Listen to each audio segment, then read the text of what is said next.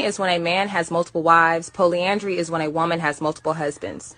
The reason why you don't hear me talk about polyandry is because that would hoard all the men to a small group of women, when we have the issue where we already don't have enough men for every woman. I feel like polygyny can help the black community. If you haven't realized, there's more females in the world than male. So I gravitate more polygyny. Polyandry, I feel, is selfish because it's just taking men and gravitating into a set of women. Now, I don't knock polyandry, but I don't see its benefits for the black family here in America, when that's hoarding more men to one woman versus having allowing for more women to have access to a man. And it basically means that, you know, you might have a husband, but you'll have your sisters that won't. The actual fact is that our men are outnumbered about 5 to 1.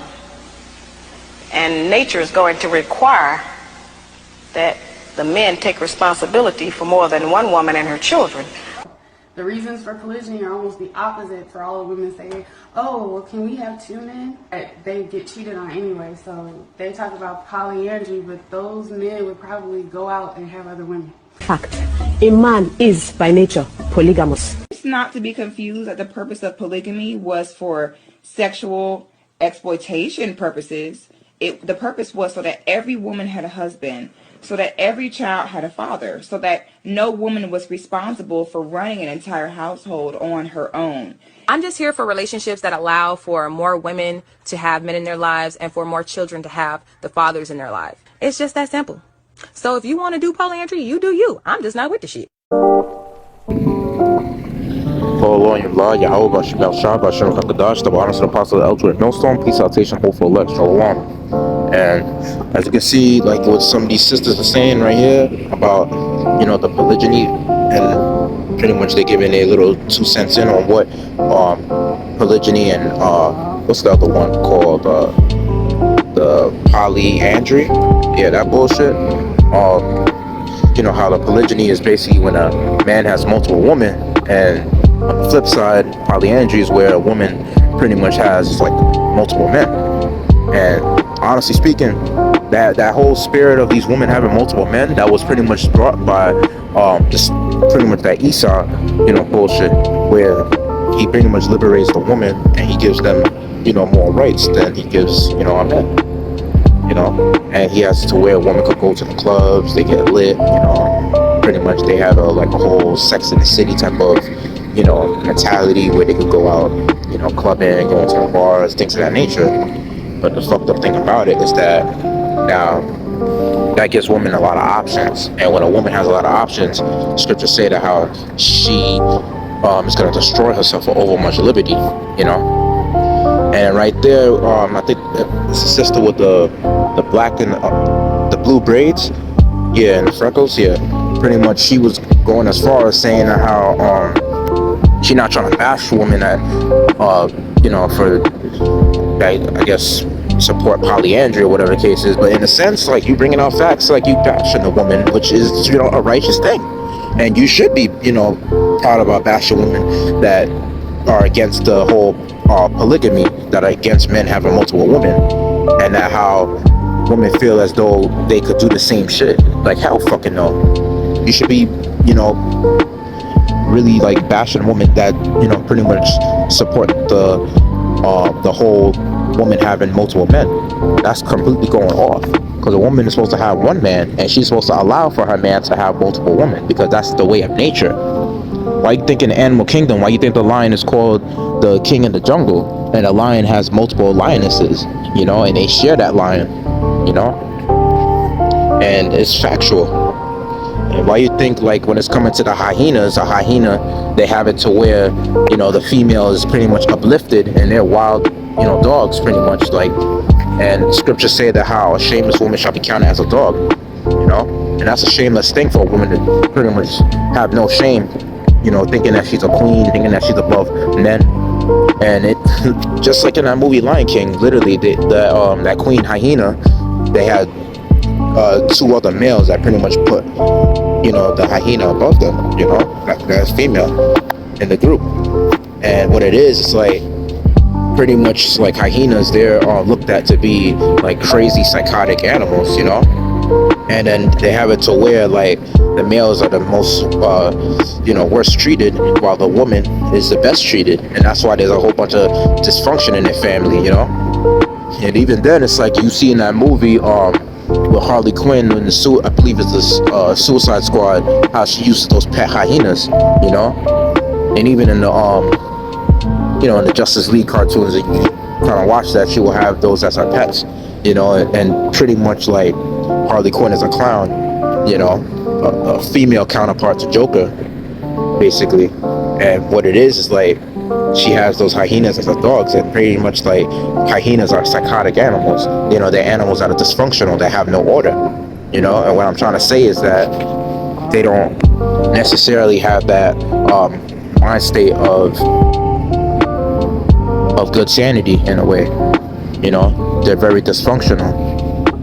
And that's basically how it is when you have a society that has women above men. You have it to where like men are basically chasing after pussy, and that pretty much makes men go crazy. That makes men lose their mind, the fact that they're sex deprived. And another thing too, that I also want to point out is that there's forefathers back in our ancient times, like King Solomon, King David, even Father Abraham dealt with multiple women, So by nature, a man is not supposed to be bound and subjected to having one woman his whole life. That's a fucking way of Greece and Rome, that monogamous relationship, and that's very unhealthy. That's the reason why you find a lot of men being all fat. That's the reason why you find men pretty much being more feminine than they are masculine, And the thing about women is that women don't know what the hell they want. That's why they're not supposed to be put in a position to, where they can make the same decisions as men, because they don't know what the hell they want.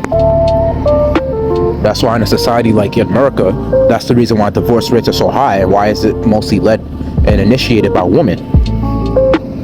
But anyway, it says in Isaiah chapter 4 verse 1, "And in that day 7 women shall take hold of one man, saying, we will eat our own bread and wear our own apparel. Let us be called by thy name to take away our reproach."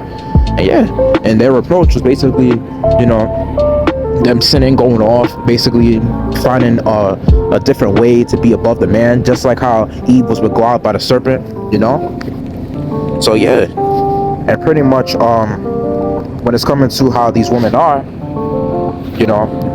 they definitely follow after all the ways of Esau. You have it to where there's a saying that goes by toxic masculinity, misogyny, when you basically try to mention like spiritual facts. This is literally biblical, logical facts about how a man can pretty much have multiple women, and not how a man is supposed to be above a woman. That's basically what it is. There's no such thing as toxic masculinity. How the hell is it toxic when this is the best way to pretty much like govern the society and to govern households, is by having the man above the woman, and it's healthier for the house, because even one of the women was saying that like a man that has multiple women, he can have it to where he could take care of the household better. It's a business, you know what I'm saying? Like he could have it to where all the woman is basically taking care of the house easier, so the woman won't be complaining about having to cook and clean all the damn time and things of that nature. It'll be easier, it'll be less work for a woman, and that's the fucking easiest job a woman could ever do, and that's basically a purpose and the role of a woman. Like it tells you in Titus 2nd chapter, that how she's supposed to take care of the household, guide the younger woman. It's the easiest job women have to do, whereas men have to go out in the battlefield. We got to go out and deal with all type of afflictions, and the worst affliction that we have to deal with is basically men pretty much like of other nations, and basically Esau out of all men, having this whole society dedicated to basically destroying the image of the Israelite man, destroying the Israelite man by way of the mainstream media, as it tells you Ezekiel, I believe it's the 36th chapter, about being the infamy of the people, which is going into being a slanderer, being a reproach, So and scriptures talk about we're troubled on every side, and I believe quoting from what Amon Kabar said, one of his latest recent videos, about how majority of the stress, comes from a man in this society, in general, majority of the stress comes from our women not being illegal for us. But if our woman was being illegal for us, I believe he was quoting from what Apostle Tahar said, that if a woman was illegal for us, that would decrease a lot of our stress by pretty much by half. Yeah, and I can tell you for a fact, like, no matter what hell you go through on this side, like, if you had a woman in league with you, if you had a woman that you come, you know, and cook and clean for you, make the bath for you, you know, and everything, you know, she listens to you, she's submissive, you know, you could work with her, that could pretty much decrease your stress by a whole, you know, high level, you know, shit. I'll probably say 60-70% of your stress would be relieved if you had a woman in league with you know, especially, most importantly, if she let you have multiple women on top of it as well and not care. But yeah, but we coming back in those times, you know, and honestly speaking, that Isaiah 4:1, you know, that's going to be a time that, you know, it's going to come after, you know, during Jacob's trouble, you know, it's going to happen on this side. And the woman, if it's given to you to, you know, pretty much have that chance to get with a man of the Lord, that's going to be pretty much your salvation ticket, you know. You cooking and cleaning for your man, you accepting that you have to share multiple, you know, with multiple sister wives, you're going to have to share that man, you know, and you're going to have to compete for his son. In the 2 Corinthians chapter 11, verse 3, it says, "But I fear lest by any means, as the serpent beguiled Eve through his subtlety, so your mind should be corrupted from the simplicity that is in Mashiach." Yeah, and it's basically the most simplest things in this truth that a lot of these women can't really understand, and they can't even grasp. Even women that claim to be in the truth, you know, women that claim to follow after Israelite camps, you know, they don't want to accept the fact that how a man could have multiple women. You know, they don't want to accept the fact that they have to cook and clean and be submissive, know when to shut the F up. You got a woman trying to talk shit on a comment board, and then you have it to where some women don't want to hear the rebuke, you know. You have women amongst Israel that claim to, you know, think that, you know, that they have a voice, you know. And there's even women amongst Israel wearing the head wraps and wearing the apparel, thinking that they're righteous sisters, when in fact they're demons trying to twist the world into this truth. And no, it don't go like that, you know. See, the whole part of being repenting, and the whole part of being born again, is being changed by the renewing of your mind. It's cutting off that old man, you know, cutting off that weak nature, you know. And you woman, you're gonna really have to learn at that time, you know, like, we already approaching those times where Jacob's trouble is gonna happen, and where the Most High is gonna really, like, you know, get down upon the nation of Israel, as well as he's going to get down upon this whole world for this wickedness. So you woman, you better get your shit together. You better cut off that old bitch spirit. You better really get down with order. If you can't get down with it, you're going to be forced to get down with it, whether you like it or not. And I just want to bring out this article right here. I'm trying to make this quick. It says everything you need to know about monogamy versus polygamy. This pretty much shows, you know, about the comparison. It says, updated September 21st, 2023 by BetterHelp editorial team. Medically reviewed by Laura Angers Maddox. Everyone may have different ideas about how relationships and marriage should be, including the types of partnerships that work for them. Often monogamy and polygamy are two types of partnerships that someone may consider preferred. When it comes to monogamy definition, Merriam-Webster defined monogamy as the practice of having a relationship with only one partner. In comparison, polygamy consists of a marriage in which a spouse of any gender may have more than one wife or spouse simultaneously. In many societies, monogamy is regarded favorably, while polygamy may be judged or misunderstood. Polygamy often refers to marriage. However, polyamory is another common term used to signify being interested in or having the capacity to love or date multiple partners. You may also hear the terms ethical non-monogamy or relationship anarchy regarding having multiple intimate relationships simultaneously. So, let me get out the main points here. Let me see. So it says preferring, let's see. Yeah, preferring polygamy. Individuals who question the concept of monogamy may cite this type of partnership as outdated, overly restrictive, or unnatural. And they say outdated because, you know, the way of our forefathers, basically, that was ancient times, like, where men could have multiple women. But we coming back in those times. So, and it says high divorce rates, reports of infidelity or sexual boredom are also cited as reasons why polygamy is practiced. And you see, and that's the cons of monogamy, which is like the high divorce rates, reports of infidelity or sexual boredom, you know? Pretty much like your woman having to see the same man every day, you know, having to sleep with the same man every day, you know what I'm saying? But either way, she's gonna be with the same man regardless, but the only difference is that when it's coming to polygamy, you know, and there's times that we gonna approach. Of course, like scriptures say that all things are lawful but not expedient, so you're gonna have to wait on the Most High to bring back those times, you know, in due time. You know, brothers shouldn't be like trying to seek their way to practice something like this. I mean, everybody is different. If you could handle it, if you could do it, by all means, go ahead. We're not, you know, forcing you. We're not stopping you or whatever. But our main point is just to prophesy the downfall of this kingdom. And when the Most High brings down this kingdom, and He gives us that point in time to pretty much, you know, be able to, you know, to practice those type of things, then we will do it when the Most High points us for it to happen, you know.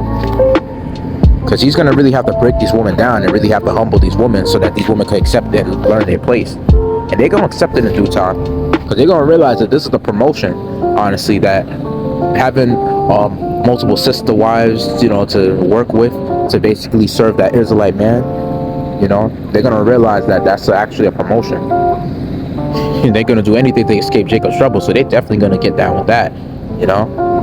And it says, people who hold these may see polygamy as healthy alternative for consenting adults, or companionship, higher income, and ongoing sexual variety are often cited as advantages of polygamous or polyamorous relationships. Again, like basically with all this high inflation, you know what I mean? Like, you got all this high inflation, and then on top of it all, you have it to where Esau pretty much pushing rents higher than, you know, income. So basically, the rates of rent is going higher than the rates of income, you know. So people's incomes are slightly increasing while rents are drastically increasing. So you have it to where, you know, people that graduated from college, you know, they have to move back with their parents, and they can't really go as far as like renting anymore because the rents are so damn expensive, and people are mostly renting than buying homes. So it shows you right there that how, you know, polygamy is actually, you know, beneficial. At the end of the day, polygamy is like a business, you know. It's a great way for multiple women to pretty much go as far as taking care of the children in the house, you know, and to take care of that man. But you have it to where, like, what you call it? What's his name? You know, the man could pretty much go as far as being a protector and a provider for the house. Going to the article says the definitions of polygamy can vary and include polyandry and polygyny. Polyandry is a common option for women who are open to polygamy, just as polygyny is for men. These two practices are not legal and go against many state and federal laws, however. But you know, the thing about that's going off, like I said, you know, a man can have multiple women, but a woman can't have multiple men because that causes STDs, you know.